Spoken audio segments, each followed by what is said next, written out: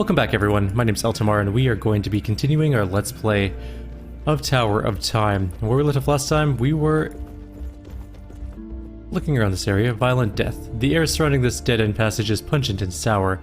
Skeletal remains of more than a dozen humans scatter litter the area. They speak to a single group of people, all killed at the same time, through means of extreme violence. Well, sucks to be them, I guess. I'm actually gonna go back to the city for just one sec. We do have a whole bunch of new challenges, but I want to check the enchantments on this one. Oh, just elemental spirit? Okay. Eventually we'll go through. That's a nice sword too, though. It's a lot of negative points there, though. Anyways, back to the tower. That's kind of. I'm hoping for one, or at least one, hand enchantment.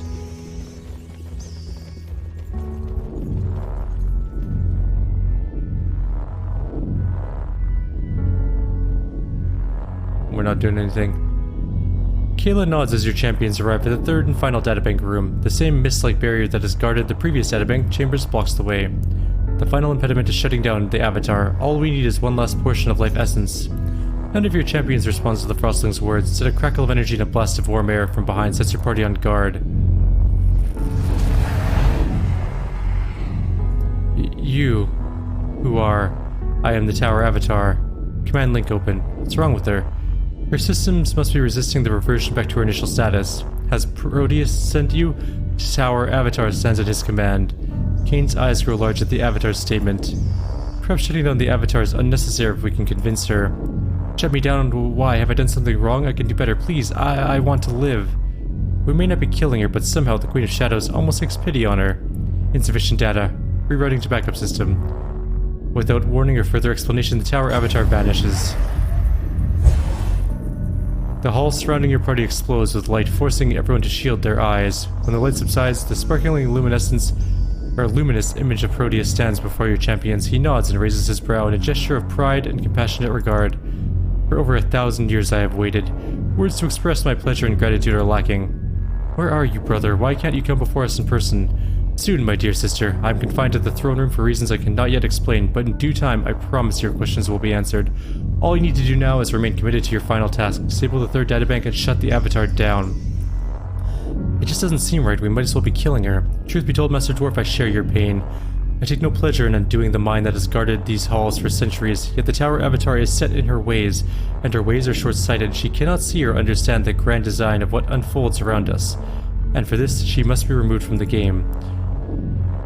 Perhaps one last chance at a diplomatic solution. If we all stood together and spoke our minds, surely a life is worth such an effort. Alas, the die has been cast. One way or the other, the Tower Avatar that you have known must cease to be. Our tower's very existence hangs in the balance, and we will not fail. Proteus nods at Kane's words and slowly fades from sight. Though reservations of their chosen course of action hang over your champions' hearts, they press on without hesitation, for as Kane said, for our Tara's sake, they cannot and will not fail. Well, we need to go find another group to kill first. We have not gone that way either. We should probably... Where are we on the map? We're down here. We need to find a teleporter to do anything else. Another travel disc. Where does this one lead us? Somewhere else. There's a teleporter. Okay, so we're in this room, but there's things we haven't explored back in this data core area. I just want to take a quick glance over here. Ah, there's a party of rock creatures. I'm going to take the Void Leather of Flash. It's actually really nice. Really, really nice armor. Okay, this is going to put her way over the speed cap. For now, though, we'll leave it. Maybe we could just drop points out of her set distribution and put them into something else. That's actually not a bad idea. Okay. Killing the Dark Stone Golem, it's called. It has a lot of armor. 250 armor. Where is it?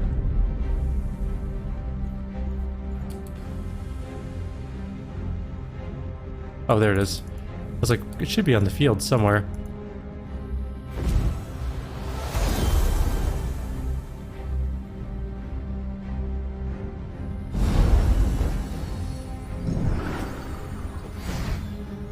Alright. Everyone go.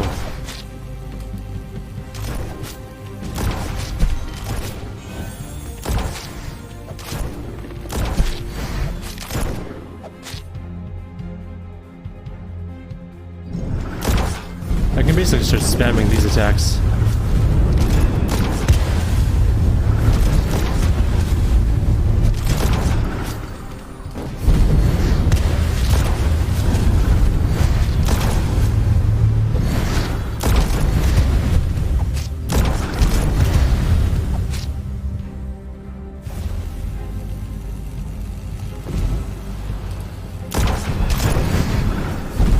Still will run out of mana eventually, which she just did.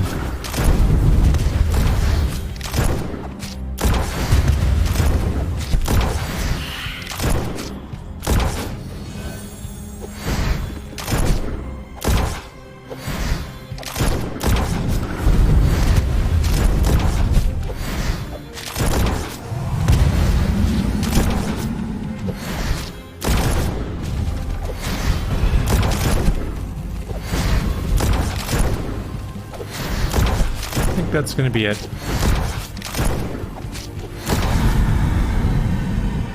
Not too hard. Good job, everybody. Those are alright pants. Crystal golems. Giant pieces of machinery and piles of crystals fill the cavernous chamber your party now enters. Your champions discover a large number of metal plates embedded in the floor with pieces of crystal golems sitting atop of them. Strange black carpeting runs over machined cylinders, connecting each metal plate within the room. The further into the chamber your champions move, the more complete the crystal golems become. I heard of this type of manufacturing. The ancients called it an assembly line. Correct, son of Roheim.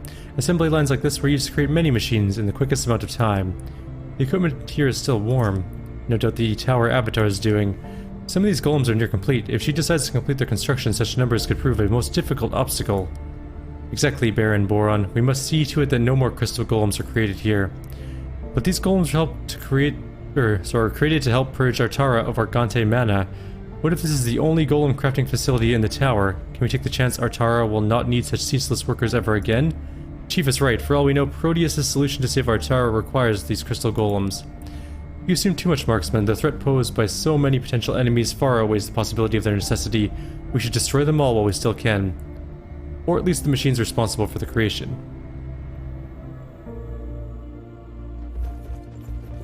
I'm sure that this is going to be a choice thing, again. Tired muscles and a longing to be finished with the tower make the clash of opinions less passionate than previous arguments. Regardless, your champions quickly move towards an impasse. One group wanting to shut down the crystal golem production facility, the other wanting to leave it be. Will you let your party find their own solution, or focus your mind, extend your will, and suggest your own course of action?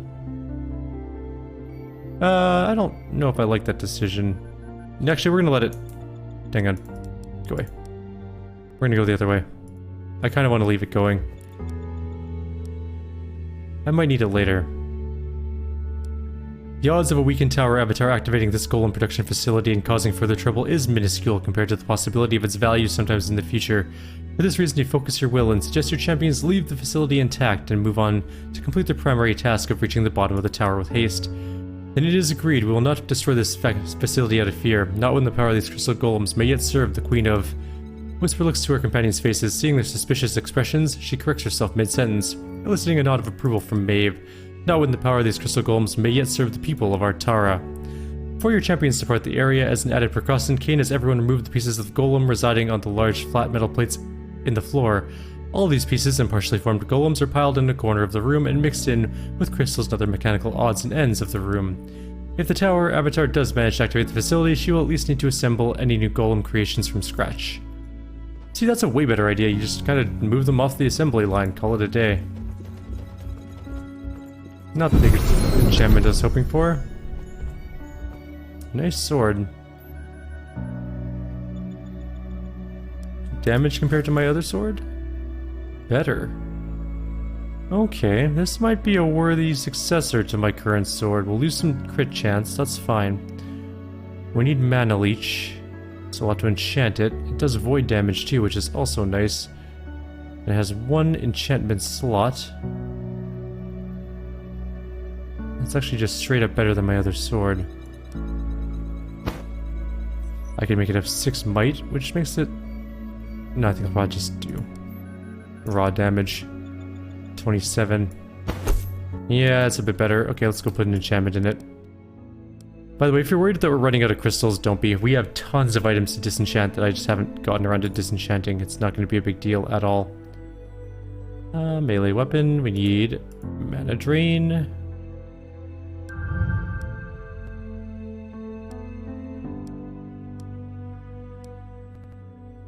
And we're off. Oh, there's a code terminal there. 2 something 0 something. If we get one more number, we don't need any more numbers.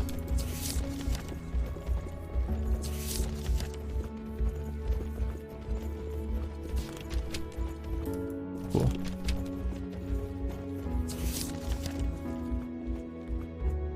I'm gonna go back to the Void Lake and see if we can't go the other way.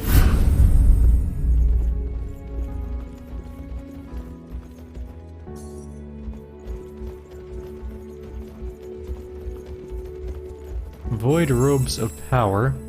Skill power increase 30 by mastery. It's actually pretty decent robes. We'll do a big inventory gathering thing later.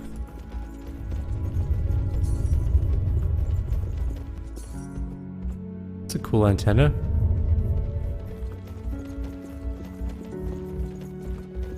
How's our battles doing? We're at 9 out of 16. 10 out of 16 after this upcoming fight. Oh, why are we just... Let's just go kill them. I don't know why we're trying to get around them.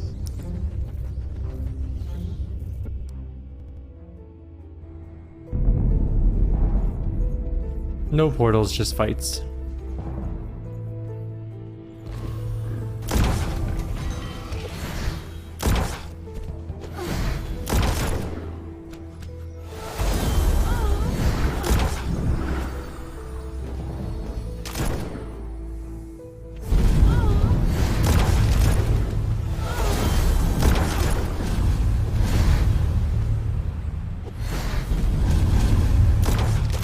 Go guard that area.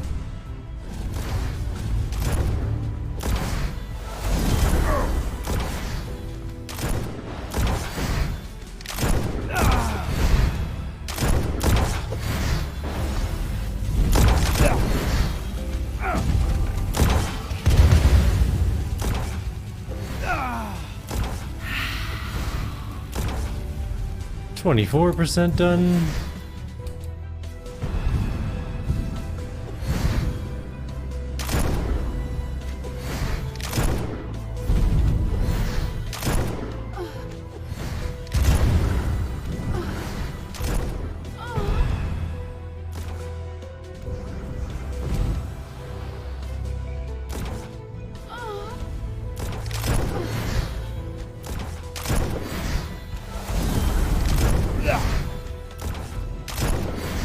Will he die before reaching our archer? No, but we'll still kill him, I think. Ooh.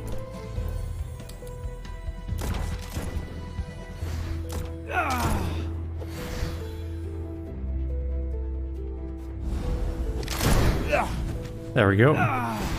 63%.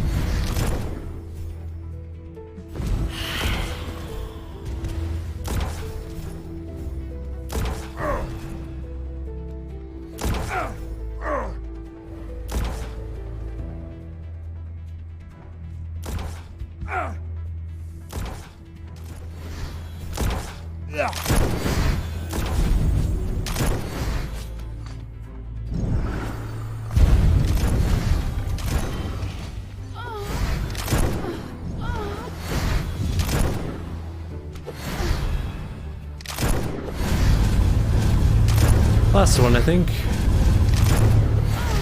Those humans are a little more annoying than the last ones.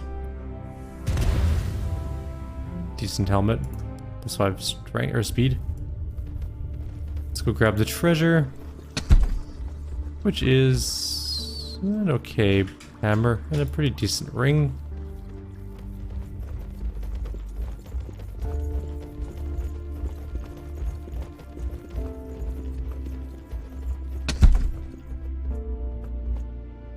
These are pretty fancy actually. Got a lot of different stats.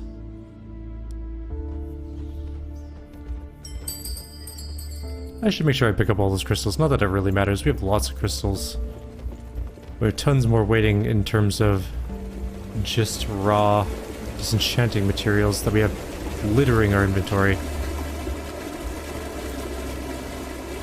There's a travel disc here down at the bottom.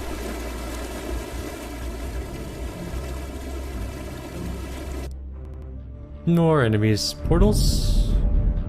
No, just straight up enemies. What if we just fight them here?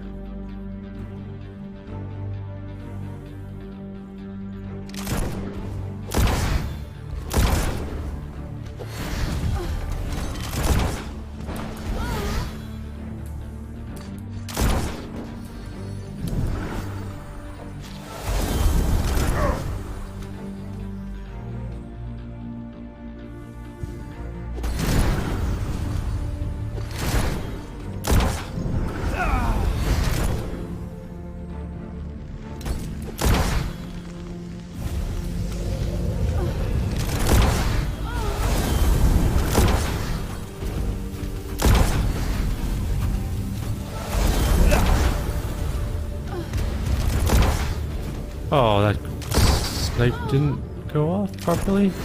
I guess. Not enough mana? No, not enough mana. 85% dead. That guy was worth 15% on his own. Damn. Must have been their leader or something. That's a decent gun. Upstairs. Nope, stop that. Stop. Let's grab those crystals, and up we go.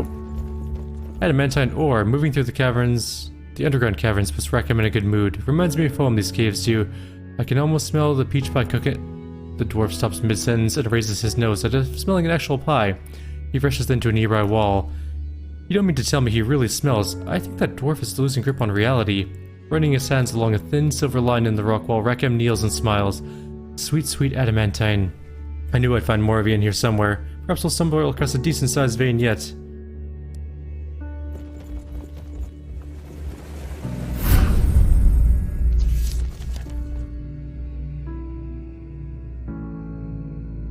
That just leads to the teleporter?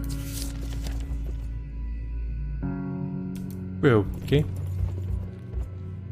Where do we need to go then? Here, I suppose, the conservatory.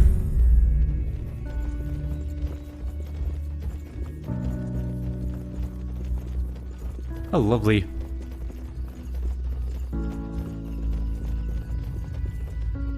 Kayla manipulates the control panel, pulling up screen after screen of information. Though it's all in the common tongue, your champions can't make sense of it. After a few more moments scanning through the interface, Kayla finds a file signed by the first Magus. She launches the file, and Proteus's voice fills the air. Your persistence in finding the means to restore flora balance to the world is commendable. Do not think it absolves you from your crimes and heresy against the Order. You cannot escape the consequences of your actions. Still, perhaps we all deserve a chance at redemption.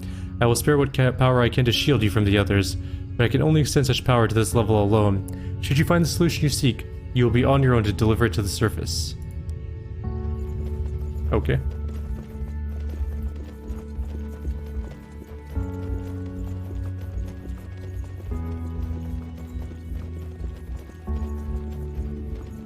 How many scrolls are there left? None, but there's clearly a scroll coming up ahead.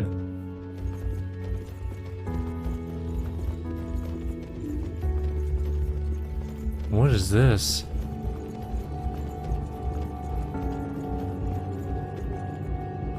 The strange room before your party has another Organte communication device mounted on a stone pedestal at its center. Unlike the other device, the machine is already active. Small wisps of purple energy crawl along two thin metal spikes atop the machine at regular intervals. The familiar rhythmic noise of the Argante whispers pours from the machine. You feel your champion struggle to decipher the words, but for some reason they can't understand them. You watch the device come into clearer view as Kaina and the others move closer. The Argante words come louder, yet still your champions cannot comprehend. A strong feeling compels your party to adjust the machine for greater clarity. It can't be true. On a ship of strangers, every man's word holds the same weight. It makes sense after all of this, it makes perfect sense. Such sacrifice, such willingness to help others. I can sense more to the message. We need to adjust the machine, amplify the signal. You watch, listen, and feel as your champions gather still closer to the machine, yet you are baffled by their conversation. For as hard as you try, you cannot decipher the words or understand the message your champions clearly hear. As you struggle with all your energy to comprehend, an intense feeling to comply, to adjust the machine, as Whisper suggests, washes over Kane. It becomes so strong, for a moment the idea even appeals to you, then the horror of the situation strikes deep into your bones. It is not your champions who can hear the Argante message, it is only you. The aliens from another time and place, aware of your presence, block their transmission from your awareness. You feel the connection to your champion slipping and a new psychic bond forming between your champions and the Argante. You focus your will and warn your champions to abandon the machine at once. I don't know. Maybe we should wait? They're speaking so loud, so fast, I can't hear myself think. I don't feel right, like my head's gonna explode. Perhaps this machine is too powerful for you four. I feel no ill will. Nora, I step back, and we two alone shall listen to the message with the full power of the machine. The Argante influence is too strong. It's unlikely you can influence your entire party. The only chance is to focus on one group.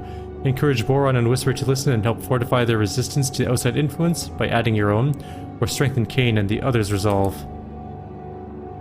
Will them to destroy the machine before it's too late. A third and more risky option enters your mind. Do nothing. Allow your champions to do as they please and conserve your energy to break any Argante influence once your champions leave this room should it be necessary. We're gonna destroy the device. Or are we? Maybe we should have done the other one. Hang on.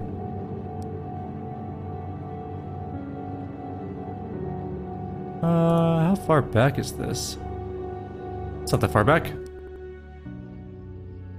It's just after this thing. I kind of don't want to destroy the device now. I want to hear the device. I kind of want to see what happens if Boron and Whisper get taken over by Argante. It worked out pretty well for Whisper last time. She has tons of mana now, like literally tons. 700 mana is a lot. Okay, here we go. Let's try this again.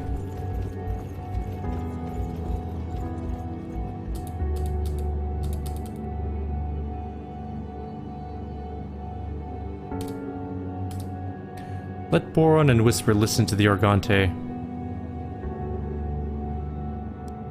The subtle warning you projected to Kane and the others causes them to hesitate further. Kayla even steps back from the machine, holding her temples in distress. Your champions struggle to fight the Argante influence, leaves them speechless. Boron and Whisper huddle over the machine, taking their companion's silence as permission to use the machine themselves and do just that. What strength the Argante must possess to influence your champions across such a vast distance. You will not chance losing the bond with your party, nor the prize that awaits at the bottom of the tower. It's simple logic, really. Your influence will be stronger focused on 2 rather than 5. For this reason, you summon all your strength, clench the crystal throne on which you sit, and focus your will on the Queen of Shadows and Frostling. Boron and Whisper lean so closely over the machine. The purple energy nearly scorches their hair. They manipulate the device with unexplainable ease and accuracy, and in a moment, the Argante whisper directly to them. For a moment, the desire to listen in and hear what the aliens have to say washes over you, but you cannot listen and fortify your champion's will at the same time. With their welfare in jeopardy, you summon all your strength and address Whisper by her title. You remind both champions who they are and where they came from, fortifying their will against the alien influence. As the two listen, Boron seems unimpressed and skeptical, but Whisper's eyes grow large and she grins with anticipation. She pushes the lever on the machine to its highest point, causing the purple energy to race across the metal spikes. Boron warns her to reduce the machine's power, but she does not listen. After a few moments, a high-pitched whine rings out, one of the metal spikes breaks in half, and the machine powers off. Your bond to your party instantly returns to full strength, as the minds of your champions clear. What was it? What did they say? They spoke of alliances, false prophets, and guarantees of Arsara's safety. Whisper frantically starts the machine again, but it will not power up. Kayla points to a component on the machine's side. Perhaps the librarian can repair the other device with this coil, the second missing component he spoke of.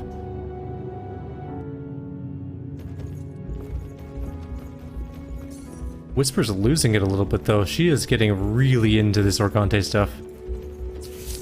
Worryingly.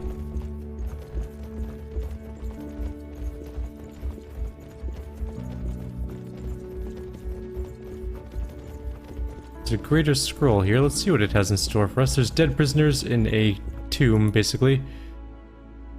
-5 fire resistance, plus 20 health. Well, that's an okay thing, I guess. Maybe... Sure. These orcs have been dead a long time, yet their bodies do not decompose almost at all. It must be due to the preservation magic mastered by human zealots. Oh, we got ambushed.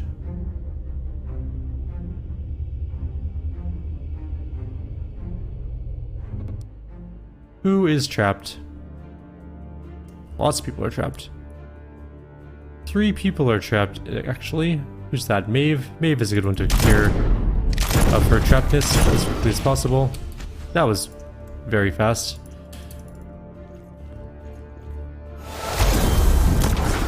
That's that one done.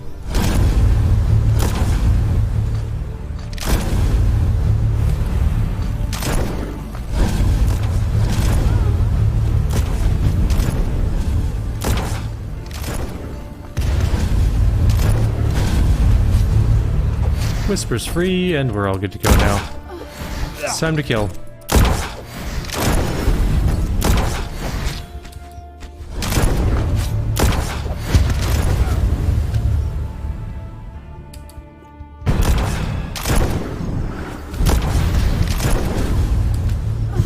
Need to get you out of the corner.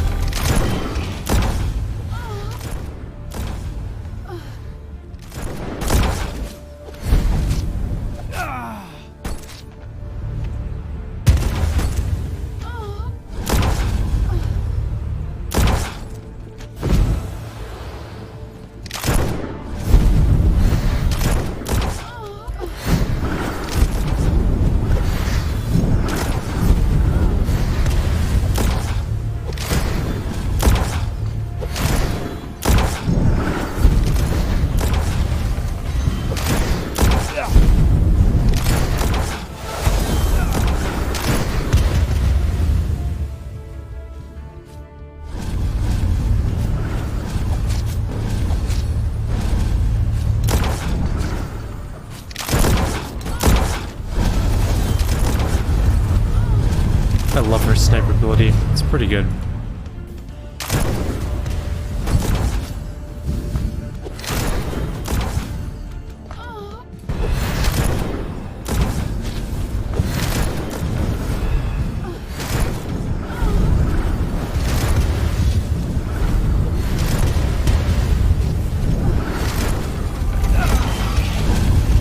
%61 complete.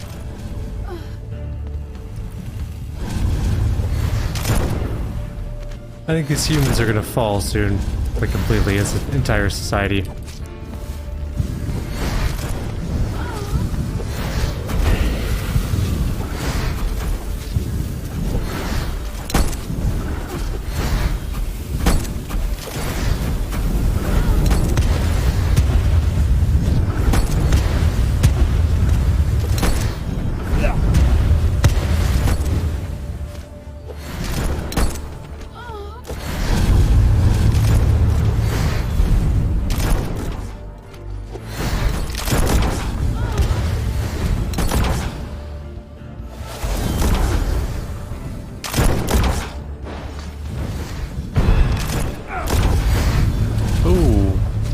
We can keep her alive if we're careful about this.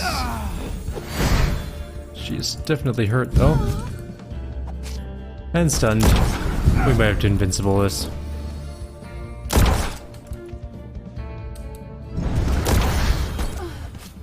And that's that. Done and done.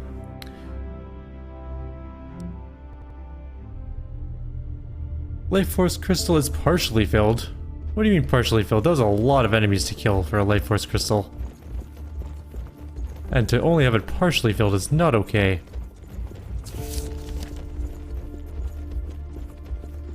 Let's hope we can wipe out the rest of the human expedition. What is our combat thing? We have 5 fights left in this place. Really is very Terran Empire-y though. With all the red.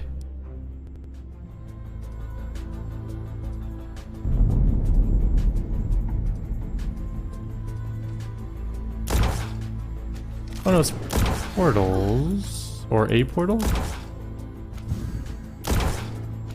Weird. Well, let's just get in there.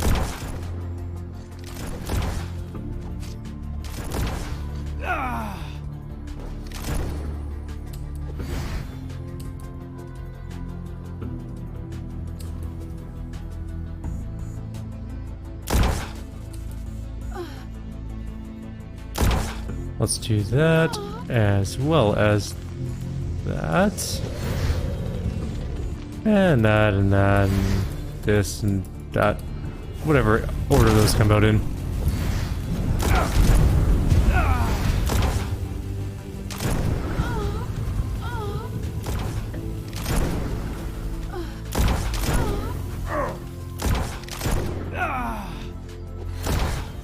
Are there any more portals, or is it just the one? No, there's another one down there too.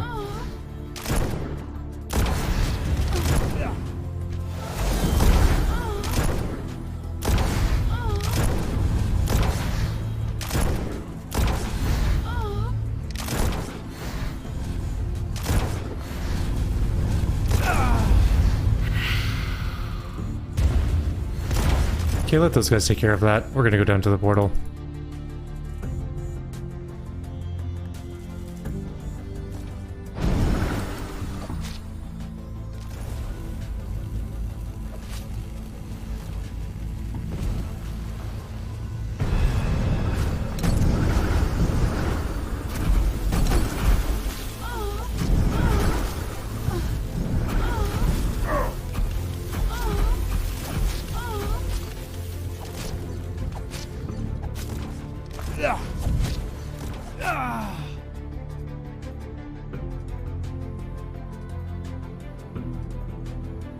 Surprised our Titan's still fighting that one.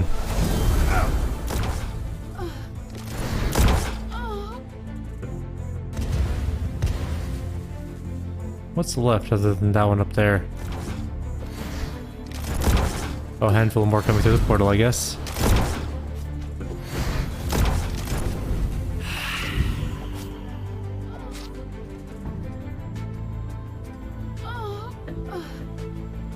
%.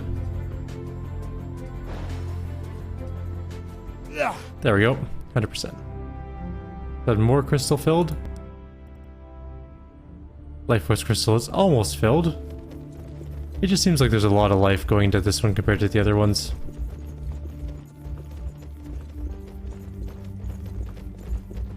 Guess we need to kill the human leader for the last little bit of the Life Force. Main generator. Teleport obtained.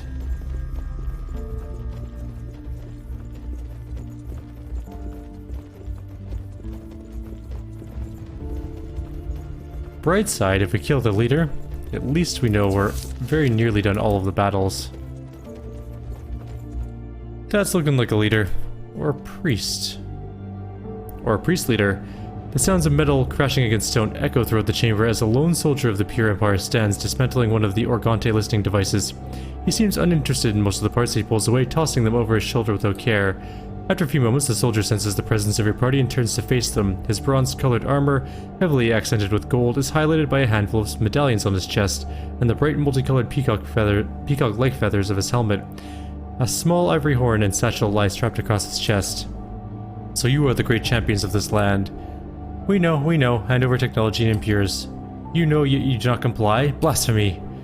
You truly are arrogant people. You come to our land uninvited and presume to impose your will. I know not how the rest or the races of your world responded to your aggression, but Artara will be no easy prize to claim. Your resistance is irrelevant. We have come with the holy word and purpose, and in truth, we were not uninvited. We were led here by our benefactor, he who was appointed by God, the High Priest, the Forerunner. He has revealed this tower, gateway to your world, not only as a means to capture impures trying to escape our own, but as a haven of impure that needs to be purified. The Queen of Shadows has seen the quality of your pure empire, and she is not impressed. She says your benefactor was a fool, and he has only led your people to their doom, so let them come and we will dispatch them like all the rest. Good. Good. Polluted civilizations that do not resist are much more difficult to cleanse.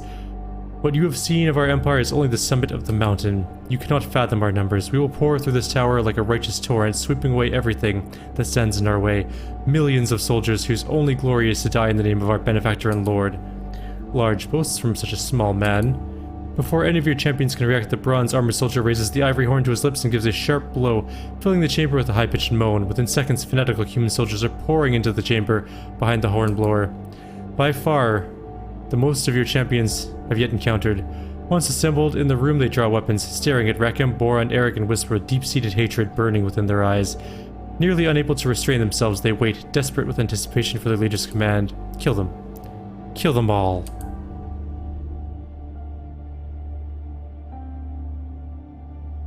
His name is Ferdinand Magellan. He's got Seekers, High Guards, and Inquisitors with him.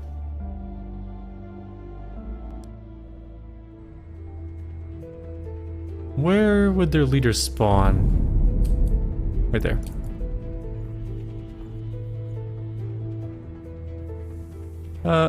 We don't need to go specifically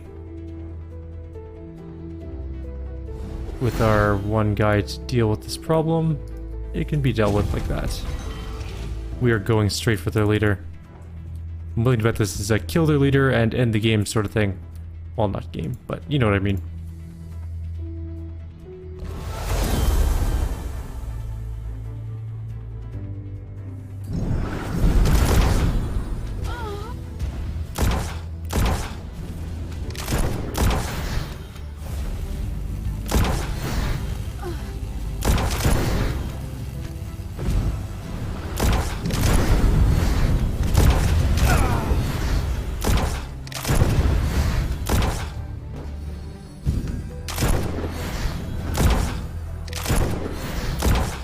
I think he's about to die.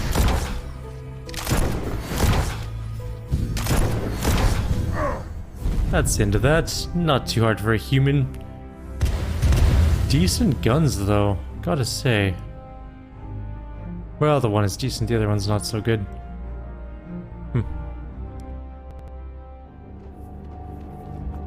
Many of the human soldiers lie wounded or dying as Kane presents Proteus' crystal and begins siphoning life essence. The action causes the remaining survivors to scream out Diablos and recoil in terror. Amid the chaos of scrambling, screaming survivors, Whisper notices the librarian's crystal.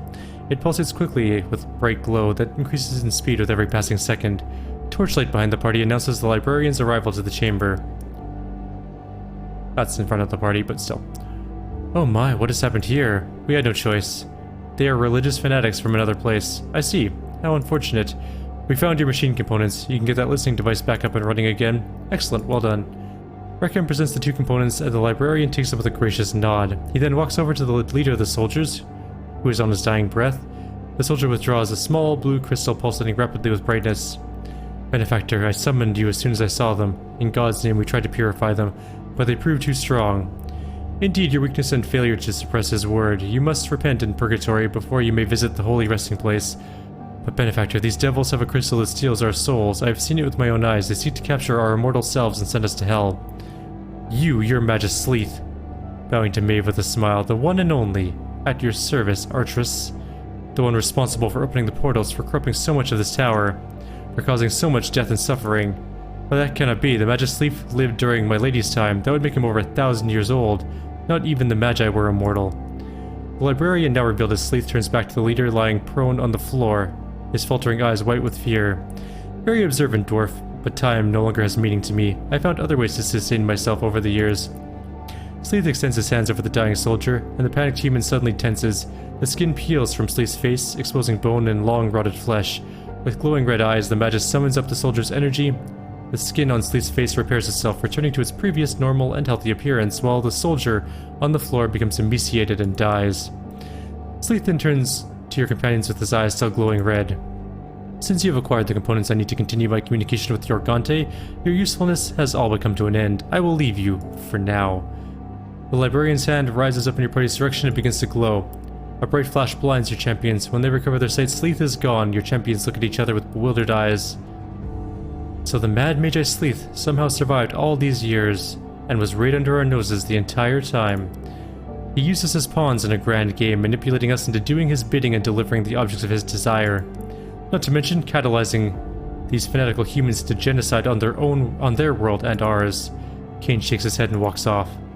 Where are you going, Solarian? Should we not seek justice against this malefactor? No, Your Grace.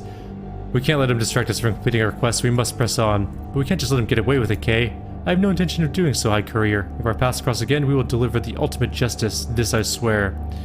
And that's going to be the end of this video. We're at 40 minutes, so we're going to call it here. Like always, if you have any suggestions or comments, please leave them below.